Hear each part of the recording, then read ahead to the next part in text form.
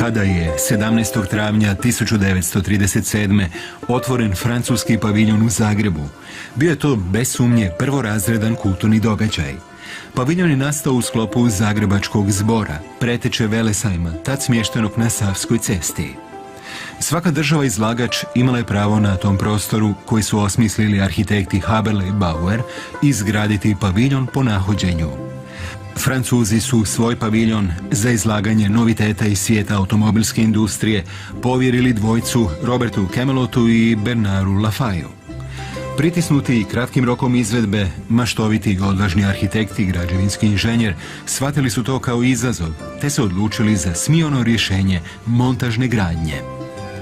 Zgrada okruglog oblika, izrađena od donjeg betonskog i gornjeg drvenog dijela, čuđenje i skepsu izazivala je krovnom konstrukcijom obrnutog stožca, koju drži čelični prsten i nose 12 čeličnih stupova. Iako je u Zagrebu 30. godina 20. stoljeća vladao visok stupanj kulturne inovativnosti, takva jedinstvena inovacija izazvala je brojne polemike. Nosiva konstrukcija izazivala je sumnje, no obožavatelj novina i izazova Lafay bio je potpuno uvjeren u svoju zamisao.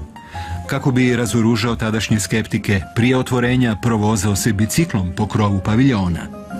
Francuski paviljon kratko je vrijeme zadržao svoju izvornu izložbenu namjenu samo do 1956. kada se Zagrebački Velesajam seli preko Save.